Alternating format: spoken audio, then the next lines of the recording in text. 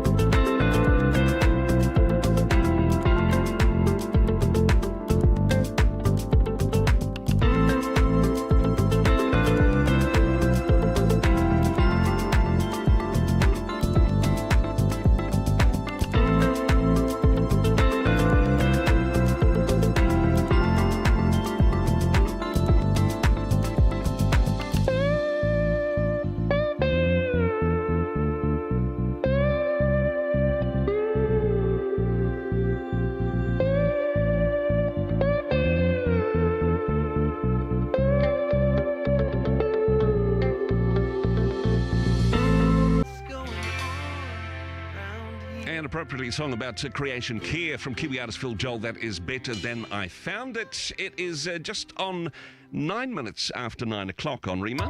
The panel. It's the election conversation on Rima. Andrew Urquhart with you on the program today, talking the environment between now and 10 o'clock. Three very special guests with me. First up, introducing Mark Hooper. He is a Taranaki dairy farmer. He is president of the Taranaki Local Board of Federated Farmers and also a member of the National Board. He joins us now. Kia ora, thank you so much for your time today. Hi, Andrew. Yeah, great to be here. Thanks. And also joining me in studio, I have Ronan Wallace from Forest and Bird Youth, a organisation for conservation and looking after various aspects of the environment. Ronan, from the youth division of that organisation. Kia ora, thanks for your time today. And finally, welcoming to the studio, Sarah Woodfield. Sarah is a member of Arosha, particularly a member of the Auckland division of that, a Christian organisation, engaging with communities and churches for nature conservation. Sarah, kia ora, thank you for your time today. Ata Maria. So lots of things to cover, talking about the environment, and I know for some people the environment is the key issue. This is the thing that will influence who they're going to vote for this up-and-coming election, and hey, it is a complicated beast. We saw, of course, at the beginning of the year, weather events impacting both urban and rural environments, and for many people, of course, they're saying, hey, this is climate change, this isn't going to go away, we're going to see more and more of these types of events, and hey, even more evidence that something needs to be done in this space. Mark, starting with you, when it comes to tackling or mitigating the impact of climate change, do you feel this is primarily a government responsibility? Are they the ones best placed as the regulator to bring about real change, in your opinion? Well, I think I would start just by, you made reference there to the weather events at the beginning of the year, and obviously had a huge impact on a lot of our farming families and their businesses. Yeah. And there's a long road to recovery happening there. And absolutely, government assisting in the recovery and the restoration of infrastructure is essential in that space.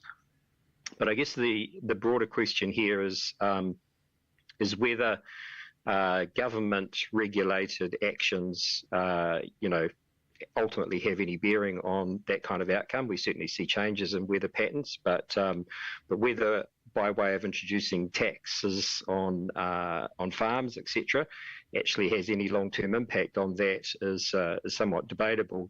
So I think it's more important that we look at the resilience of individual farm businesses and what the role that government has in terms of the impact and the policies and things that they put in place over farm businesses, enabling them to manage their own environment and the emissions that are associated with that in a practical and profitable way. And that gives our communities a lot better strength and resilience going forward in future weather events. So as well as the legislation, some, I suppose, incentivisation or resourcing or equipping people to make decisions locally for their own environment, perhaps? Yeah, well, I guess the big outstanding issue, of course, for farmers, and the one that's been getting a lot of publicity, is around the methane emissions of farms, and the government's numerous attempts to look at introducing some kind of tax or emissions pricing around methane. Methane, of course, being a short-lived gas, it doesn't have a net zero target. We have a gross emissions reduction target in New Zealand, and we've argued quite strongly for some time that that target goes above and beyond a warming implication. And to be able to implement that target by way of regulation would have quite a negative impact on profitability on farms. And so I think that's the key underlying issue that we have to address, that anything that is implemented, we have to look at the sustainability of farm businesses, because these are the heart and soul of communities, especially if you're looking at areas like the East Coast and what have you, that just rely on the agribusiness sector for their sustainability of their communities in general. So we've got to look at supporting those farm businesses in whatever way we can, really.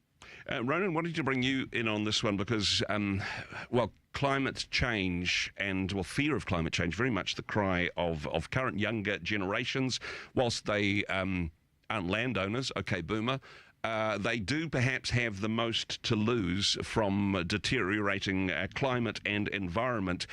Lots of protests in this area, but from your point of view, I mean, as well as protesting, for the younger generation, is there action that can be taken as well instead of blaming the government? Yeah, I think if you look at the youth protests, as you mentioned, there's been a lot of calls from from youth for the government to take action on this and calls for people to take this seriously. I think, I'm an Aucklander myself, I think seeing the flooding in the streets, it's quite stark to see what can happen and to see the reality of climate change, to see it sort of brought to the forefront, what's actually happening in our communities, in our cities, and then to see it happening again in rural communities so soon after, to see it happening all over the country, in rural communities, in urban communities, to see it happening everywhere. I think the reality is this is happening. We do need people to take action. We do need governments to take action. Personal action as well, though, from those protesting? Yes, we do need personal action. That is the reality. But I think leaving it all up to personal action is, I don't think that's enough. Yep. I think leaving it all up to individual action won't. I think leaving it all up to personal action, some people won't take that personal action, some people will take heaps, and some people won't take enough. We're not necessarily going to recycle our way out of climate change. Exactly. We're not going to recycle our way out of climate change. Some people are going to take the bus all of the time, and some people won't. Yep. That's just the reality of it. We need a government with the courage to take those actions, and that goes for governments of all colours, governments of all left-wing, right-wing, whatever governments we get. We need governments with the courage to take the steps there and to take action and to assist communities of whether they be rural or urban and taking whatever steps are necessary. Sarah, your comments on this one, because Rona was talking about government action and we're in the middle of a political campaign at the moment. Everybody wants to save the world, and they'll have strategies and slogans as to how they will do that. Is it naive, though? I mean, picking up on Mark's comment beforehand, is it naive to think that, okay, if we've got the right slogan, if we've got the right policy, that we can actually stop climate change? We like putting our hand up and saying, stop wind, all those sorts of things. Let's tackle climate change. I mean, it's a great slogan, but is it a little bit light on details? Is it a bit naive, do you think? So I'm really grateful that when I had a look at all the current parties in Parliament at present, they all have a plan. So there's no question that this is an issue that needs addressing. The question is how it's being addressed and how serious people are taking it. So if you believe the science, which isn't under debate in our political system, we're well over tipping point on that one. That's exactly it. And so we have to have structural change to have the effect that we need. It's not too late, but it needs to happen now. And it's a reality that individual action is needed, but if you don't price carbon, if you don't deal with the methane, which while it is a short-lived gas, it's hugely more impactful on the greenhouse gas situation than carbon. All of this needs to be happening, and it needs to be happening sooner rather than later. And this isn't just an issue for the environment, it's an issue for people. As discussed, people are being impacted, not just in New Zealand, but around the world. The refugees coming out of various places where there are climate disasters, and while weather always happens, the climate crisis is exacerbating, it's exaggerating, it's making everything worse.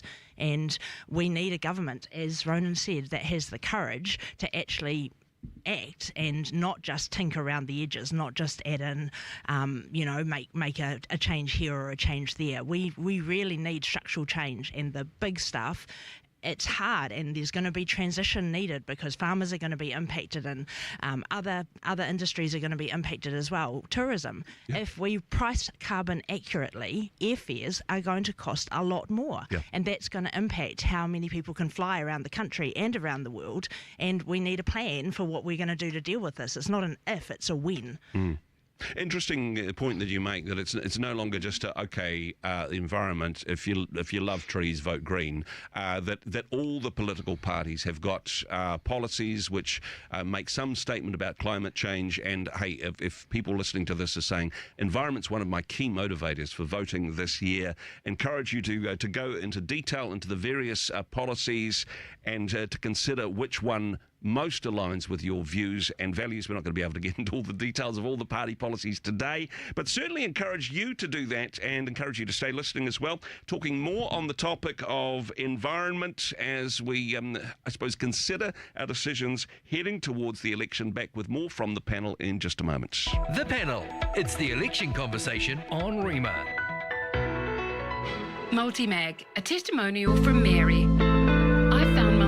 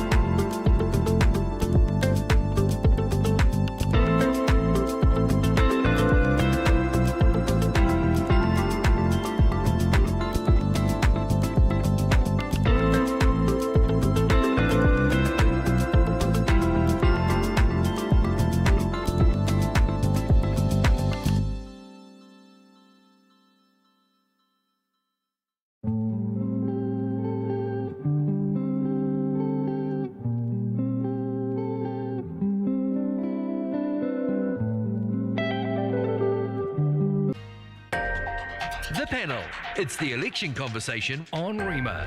And talking the environment today on the election panel, is this something which would motivate you in terms of the choices that you will be making this year?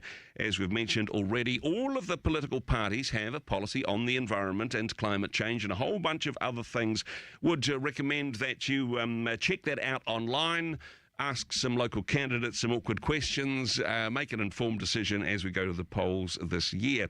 The issue I'm wanting to focus on next, though, is the role that all of us have through government regulation and policy, but all of us as individuals, the role that we have in protecting and restoring our environment. Ronan, wanting to start with you, when it comes to, I suppose, New Zealand's precious biodiversity, we've got some aspects of our environment which are unique to Aotearoa. a very good conservation estate in some ways, and a reasonable level of protection there. And I know lots of campaigns towards predator-free zones within New Zealand. Is enough being done to protect our biodiversity, do you think? First off, you said it there, it's a very precious biodiversity, very unique biodiversity, very amazing biodiversity would be the first thing I would say there. Yep. We've got really precious, amazing indigenous species in Aotearoa, New Zealand. Yep.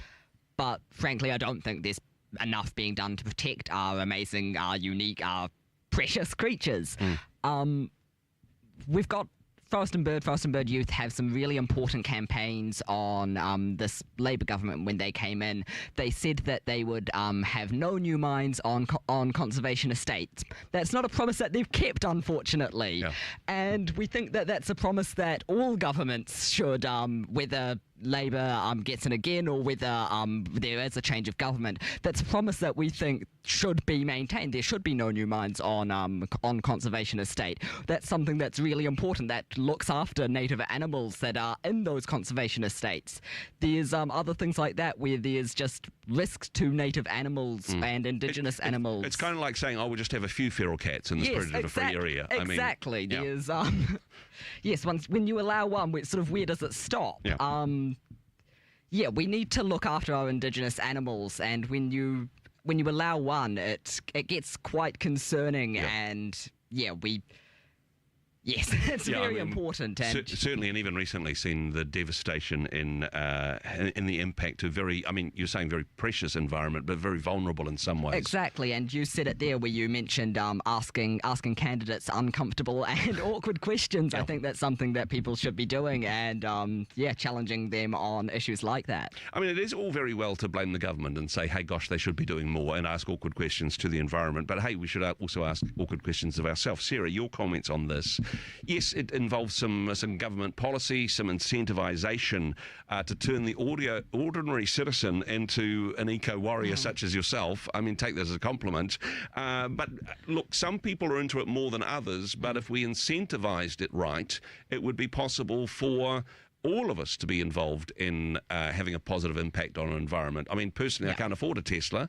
Some subsidies in that direction are useful. I know there's also some policies about encouraging people to generate their own electricity for some parties. We need some government help, but we're all responsible, right? Yeah, so one of the mistakes I think that humanity has made in the last however many years is separating conservation being happening over there and the people live over here.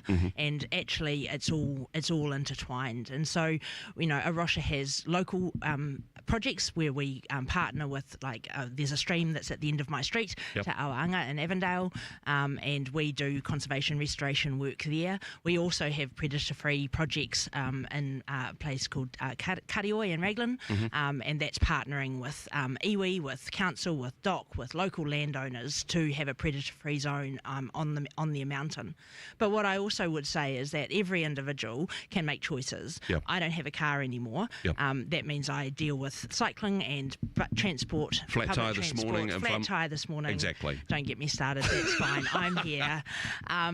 But if no city has built its way out of its transport woes by building more roads. You just have to go to LA and see what more roads looks like and how bad that is. So we really need a government with the courage to say, actually, we need to do things differently here. We need to be pushing the public transport, making it as effective and efficient and useful. If I could have bussed here this morning, I would have, but I would have been here late, so I had to catch a Zoomie. But that requires the government to mandate that to intensification. It's not awesome, but it's better than spreading out into productive land outside the cities. And it means that everything is more efficient. You can provide services, you can be closer to your local doctor, everything that you don't have to drive everywhere. But we need the infrastructure to make that work. And at the moment, you have to be committed to not have a vehicle. Trust me, I know.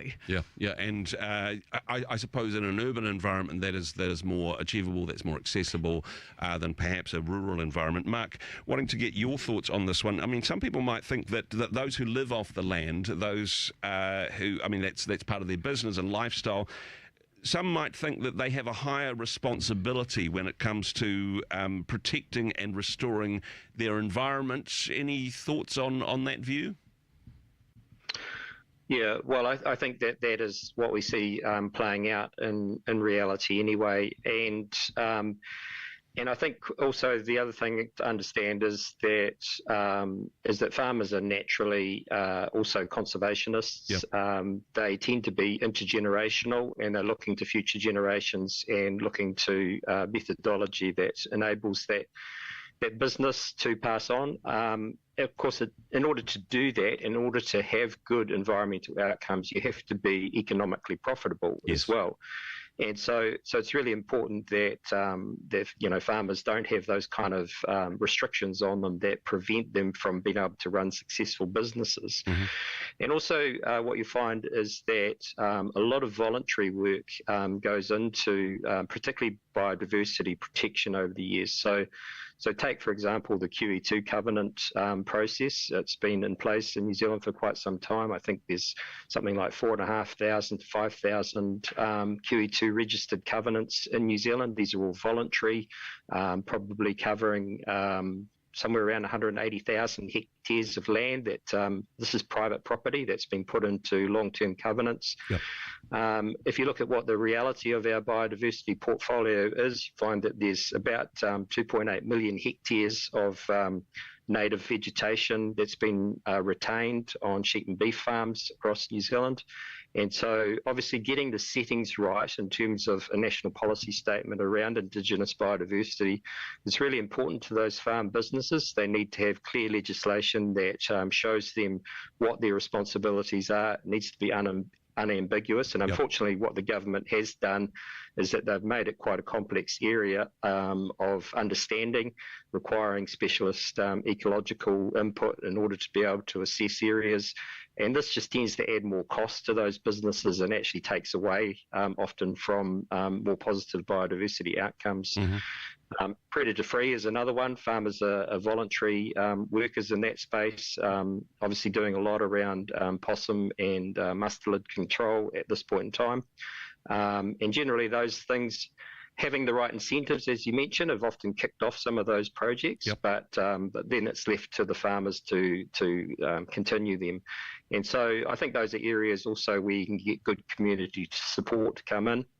Farmers have the land available, they have the opportunity to increase biodiversity options, but sometimes they lack perhaps the time, the labour, and perhaps the financial support to be able to fence and pest control and yep. protect areas. So it's a good opportunity there for community projects to work hand in hand with private landowners. I mean, not just the townies that need the incentives and the regulation, and I suppose not punitively, but certainly encouraging managing intensity, phosphate use, protecting rivers and streams, those sorts of things, to share ideas that work from one part of New Zealand to the other, to, I suppose, smooth those pathways for people to make better choices about the land that they live on?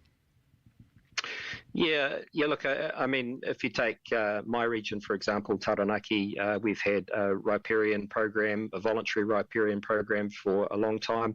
And again, it's just about having some right incentives and support around it. And that support in our case has come from our regional council, who's facilitated the access to wholesale purchasing of plants. And thousands of kilometres of streams have been fenced and mm-hmm. planted. For the last decade, Taranaki farmers have probably invested in about 600,000 native plants per annum, which have gone into riparian plantings. And again, this is all unregulated, but it's just incentivised in the right way with the right support to enable that to do. So the opportunity is huge, but we don't need rigorous regulatory settings that actually create more havoc than they do help. Carrot rather than a stick. I mean, that's a better agricultural metaphor anyway in that regard. Just wanting your comments on this, because it seems to me that the tide has turned. Previously it would have been, okay, farmers are the bad guys and it's the environmentalists against the farmers. Do you think there's been a mood change within New Zealand on that, that's more of a cooperative partnership of farmers and environmental interest groups working together? What's been your... what have you noticed in that space, Mark?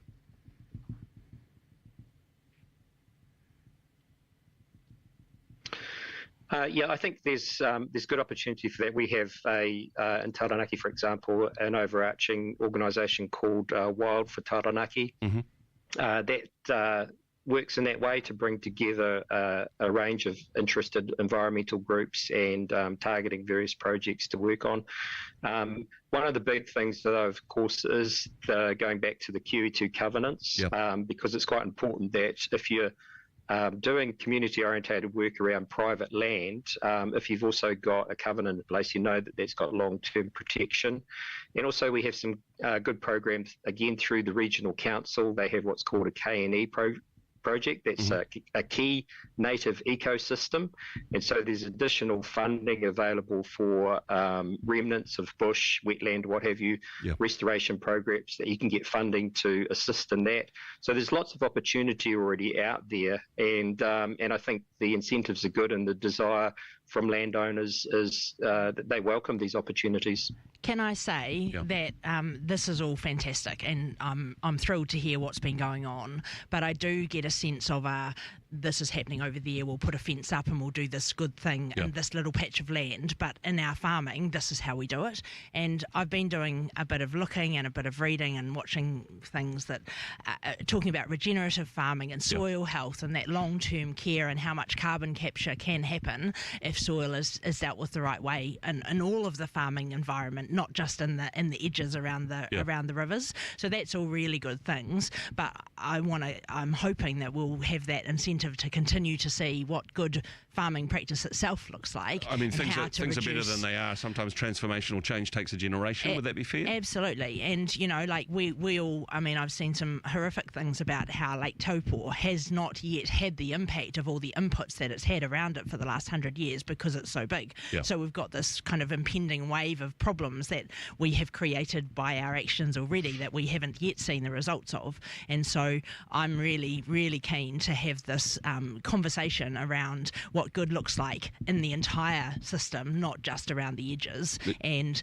passing that information back and forth through the farming community to get these good best practices going and making the whole farm a good environmental outcome, not just around the edges. Yeah, I mean, it is such a complicated but such an important situation. I think we can lose a lot of energy arguing with each other about how it should be done rather than saying, hey, let's each do what we can, although that's the very nature of politics, of course, is various people arguing about how their way is the best way of doing things. The panel discussion today looking at the topic of the environment. We are live on Rima, but also live streaming on Rima Facebook, on the Star Network Facebook, on Shine TV and Life FM as well.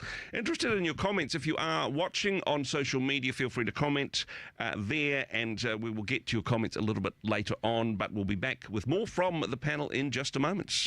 The panel. It's the election conversation on Rima.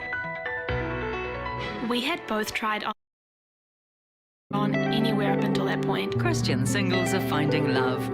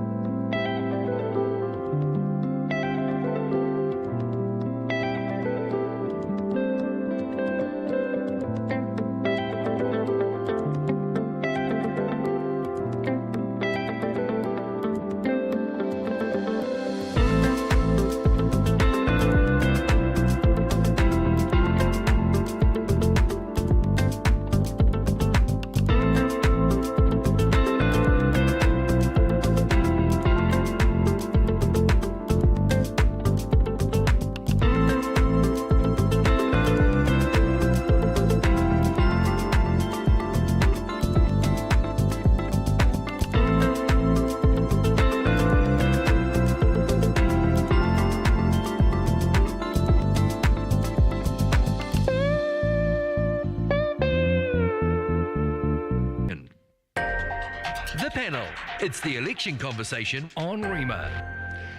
Talking the environment today on the panel, what changes should the government put in place in terms of policies? Various political parties, in fact, I think all of the political parties have got an environmental policy, how they're going to change the world and why we should vote for them. That's their job, but what our job is to decide which one of those parties' policies best matches our interests and our values, which one makes the most sense in terms of actual positive, sustainable environmental change. I've got some guests in the studio and also online. Sarah, wanting to talk with you first up, talking about sustainable energy, because again, New Zealand's probably better than most. We don't have nuclear power plants. We are burning less coal than we used to. But I suppose in terms of the long term, your thoughts on how we can get better at energy generation? I feel that there are two parts to this. Yep. New Zealand, as you said, already has some really great advantages when it comes to natural resources, which we can continue to use, particularly wind, I think. I've heard from people who have travelled in Europe, and there are just wind farms everywhere, and Yep. we just aren't seeing enough of that in New Zealand yet. But I also think that there's a very strong conversation about just using less. I feel like I'm really grateful that the government is doing an energy conservation home insulation program that's rolling out. It's not grabbing headlines because it's an incremental change, but I think that kind of thing, and actually choosing to come up with ways that you can use less energy, that you can drive less, that you can fly less, that you can all of these ways that we use energy at the moment. Yes, it's great when we do it sustainably, but I'm sorry, everyone in the country driving a Tesla is not going to solve all of these problems. And it is that sort of, I suppose, different tiers of society, and participation is so important if it's going to be a movement that we can all connect to. I can't afford a Tesla. I don't own a farm. Does that mean I've opted out? How can we get higher participation from people that don't fit those categories? And I think one of the ways of doing that is actually connecting the dots, is telling the stories, is making it's not just about you and recycling. It's about the impact down the stream to your local neighbour, to your national neighbour, and to your global neighbour. As a Christian, we talk about the least, the last, and the lost. And those are the people that are suffering most from the climate crisis. We will be fine. I will be okay. I can move if I have to. I can change. I can buy a car if I need to, right? This is a conscious decision for me, but there are plenty of people in the world that don't have the choices that we have. So I feel that we have a responsibility to make the most of the advantages that we have, and actually say we are going to make a conscious choice to help make the world a better place. And I'm going to do that by flying a bit less this year and not tripping around the countryside at the drop of a hat. It's a hard personal decision to make. It is a good point that you make, though, because so often with politics and elections, we vote for the person that will give us the most personal benefit for our lifestyle and interests. With the environment, of course, it is such a bigger picture. The policies impact not just us, but literally people downstream, or literally people who have less resources to engage and participate with society. I mean, this is a good point made there. Mark, wanting to get your comments on this. You were talking before about I suppose tree planting and river management. This is a good start, but in terms of land productivity, do we need to have perhaps deeper conversations about some land perhaps being more suitable than others? In urban environments, they're talking about managed retreat with climate change. Is it perhaps important to have the conversation, let's not build houses on productive land, let's not necessarily farm erosion-prone hills so much anymore, having some broader questions about land use and whether or not it's always fit for purpose? Yeah, that's an important and an ongoing discussion, and it's not it's something that again that you have to be careful in terms of how you perhaps make those decisions, though, because it's not necessarily a clear cut answer. And we saw, for example, in the cyclone situation that areas that have been replanted in trees in the last since Cyclone Bowler the last time around, we had sustained just as much damage as areas that were still in pasture. So there's risks either way.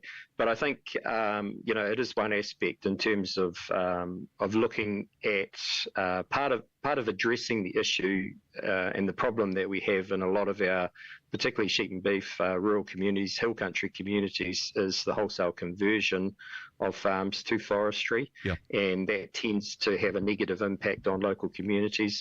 And one of the solutions to that, of course, is the identifying of land use classes within farm properties that are suitable for either plantation forestry or permanent forestry, and being able to provide the right mechanisms to enable that to happen, and therefore also retain the food productivity of the rest of the land, which I think we've always got to come back to that point to remember that sustainability in food production is also vital in terms of being able to feed an expanding global population over time. And so we need to look at the introduction of new technologies and stuff. It's not always a solution just to go less. As such, we need to understand what impacts are of various practices over time and introduce new technologies that enable us to do better with less, probably going forward. So there's quite a lot of opportunity there, I think, particularly coming back to these issues around what the government role is in terms of opening up the way for better use of technologies and things that we can utilise, such as gene editing, that enable us to get better productivity off the key land that we've got. And also, as you say, protecting food producing land. That's always a little bit controversial. And, in New Zealand, we like to have that flexibility around, what we can do with our land as owners in terms of who we sell it to. But there is some merit in looking at what the key food producing areas are and providing at least some level of protection over those. But again, we have to be careful that we don't end up with a whole lot of reverse sensitivity issues if we get the settings wrong there. Looking at certain things, I know in South Dunedin they're looking at a managed retreat and buying out some landowners that just their houses have been built on a floodplain about 100 years ago before we started to have this climate impact. Again, for farmers in different parts of the country, it's all very well if you're in Canterbury, but if you've got a farm in the King Country, you've got more hill paddocks than you have flat land. Honestly, we would need to manage that land use change so that it's not too much of a disincentivization for people whose families have been on the land for generations. Yeah, I think, though, I guess, it's a little bit different situation if you're talking about a managed retreat in terms of a housing area versus land area. You can see that in a farming context, if you've got a good resilience in your business, these kind of weather events, they come and go over time. And in the meantime, between those events, there's a lot of good productivity that can be gained in terms of food production. So we have to be careful that we don't set regulation that kind of leads to managed retreat for the wrong reasons. It wants to be genuine reasons that perhaps there is opportunities for some kind of genuine environmental improvement outcome versus just perhaps making wholesale assessments on what we think risk factors might be. So but planning for worst case scenario rather than people to make that. Sorry to cut across there, but planning for worst case scenario rather than living there constantly is what you're saying. Well, I think in a farming context, people will make that decision based on market indicators more than anything else, and they'll learn to structure their businesses in such a way and plant out the environment in such a way that gives them best protection in the case of fluctuating weather events. Ronan, wanting to bring you in on this one, because I think there's a bit of a false dichotomy that when it comes to productivity, it's the opposite of the environment. We can have economics or we can care for the environment. That an environmental option is bad for the economy, it's bad for productivity, and both, in your opinion? Yeah, I would first off agree with you that it is a false dichotomy. There's heaps of green jobs available. There's and I think New Zealand has been a world leader in so many ways on so many issues, and I think we really could be a world leader here. We could be a world leader on green farming, we could be a world leader on green jobs, we could be a world leader in the green economy more broadly. And I think the government should really take a leading role in helping New Zealand develop our green economy and helping New Zealand take that leading role, lead by example, show the world how to have a green economy, how to be a developed country with an amazing green economy, with a positive with a positive example of how to do this, how to do these things right, how to look after our environment, how to look after our indigenous fauna and flora, how to look after our country, how to look after our planet. There was a lot of noise, particularly post-COVID, when we were all allowed out of our homes again, about green jobs made available, and these were going to be shovel-ready projects, and there was going to be employment for the disenfranchised masses. Certainly from my point of view, I mean, you guys are probably literally closer to the ground on this than I am. Did that ever happen at the scale that was promised? Your thoughts, Sarah? Yeah, I mean, I don't know about scale, but I certainly know of a project out in the Waitakares near Bethel's Beach, where there's been an amazing amount of work being able to be done that is benefiting the environment, but also benefiting the people, and that came out of those COVID-related settings. Bethel's Beach, of course, unfortunately a poster child for what happens when you don't look after your environment. Well, exactly, and yet this area is a place called Matuku Link, which is a wetland conservation reserve, and when it floods, it's supposed to flood, but it's doing well because it's been cared for in the last kind of 5 or 10 years by a group of dedicated people, and they took advantage of those COVID settings. So, you know, there is, as Ronan said, there's a lot out there that is available, and, you know, if I can use a very brief example, humans are hugely creative, and if you put some boundaries in place, they'll figure out a way. So I live in West Auckland. There was a reworking of the St Luke's motorway interchange, and there was a conversation around cutting down all the Pūtakawa trees, or a large section of them alongside Western Springs, and people objected, and the government said no, you can't do that, and funnily enough they figured out a way to rejig the motorway interchange without cutting down the trees, and the trees are still there. And you know, if someone hadn't said no, you can't do that, we have to do this, otherwise we can't do what we need to do, and yet when the decision was made that they couldn't do it, somehow the motorway interchange got rejigged and the trees are still there. And Mark, your thoughts on this, because again it is a bit of a false dichotomy. You need to have a balance where you've got the productivity, you can still break even and care for your land and produce food on it, not just all about economic values, but that doesn't have to be in contrast to environmental values. No, and in fact, it's essential that you have got profitability there. Essentially, you have to be in the black if you're going to be green. You can't do it from in the red. And you know, in the most extreme examples, you know, we would see those in areas that are severely impacted by poverty. You know, they'll cut down the last tree, they'll shoot the last tiger, or whatever the case might be, in order to support their family for a short period of time. So we need to always be reminding ourselves of that productivity, profitability, being able to produce good quality, wholesome food, to be able to expand that food production going forward, to be able to feed the planet, and to do it in a sustainable way are the key elements to having good environmental outcomes. And so, yeah, you've got to have that first. Even right at the moment, you know, what we're seeing is is dairy farming is in a commodity slump. We've got a significant cost of farming crisis on us with rising interest rates, high input costs, and lowering commodities. And you're going to see a pullback in the next couple of years in terms of the investment that people can put into projects and stuff like that. Yep. Their investments into new precision agricultural techniques, which allow better use of the resources and things they've got. They'll just have to pull back on those things over the next couple of years. So we need to see those cycles come back, and good investment in new technology, precision agriculture, environmental projects and stuff in order to be able to continue to get good outcomes going forward. Great line, Mark, by the way. You've got to be in the black in order to be green. That's that'd be a great political slogan, although people would go, oh no, that's this colour is that party, etc. But anyway, we won't go into that. Hey, guys, thank you so much. We've just got a few more minutes left in the panel today, but I wanted to do a couple of quick fire rounds, if that's okay.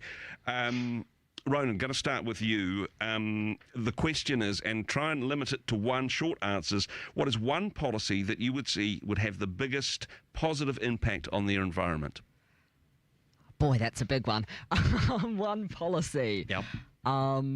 Yeah, not sure what to go for that one. Do you want us to come back to you on that? Yeah, if you could, that would be great. Yeah, I guess for me, what I see is I would love to see carbon pricing be a real thing that impacts people's economic decisions. So if you appropriately price carbon, whether it's through the ETS or another mechanism, people will make better decisions because they will be based on economic decisions. And the what you get from, let's say people pay a cost for carbon, is that you can then support the farmers that Mark is talking about to make better decisions and incentivise them to be reducing their carbons. But the market pricing has to be in place, otherwise people will just fly everywhere because they can. Mark, your thoughts. One policy that would have the biggest positive impact on the environment? Okay, I'm going to go right out left field here. I'm going to say that we need to open up further oil and gas exploration offshore.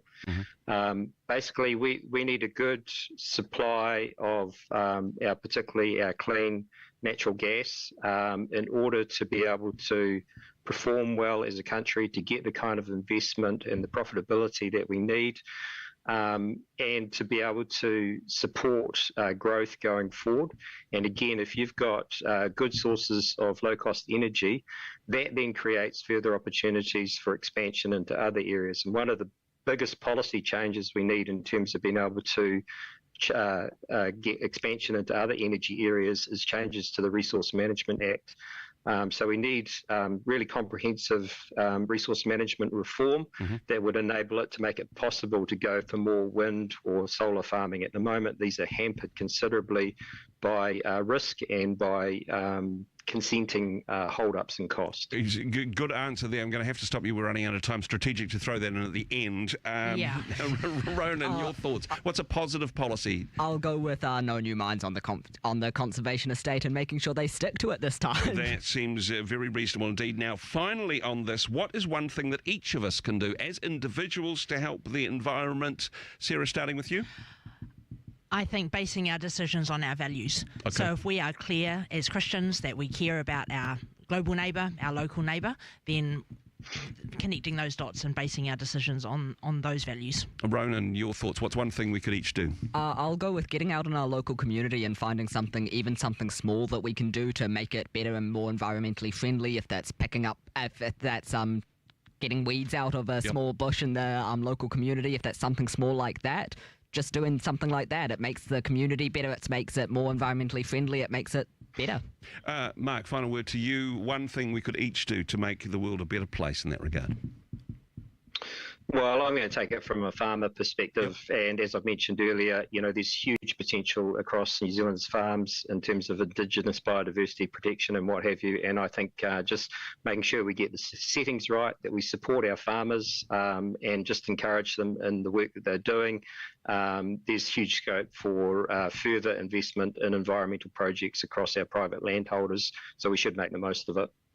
Guys, Mark, Ronan, Sarah, thank you so much. It's been a fascinating conversation. Thank you for all of the people listening. This will be available to watch on social media at a later time. This has been The Panel this morning on Rima. Thank you so much for joining us.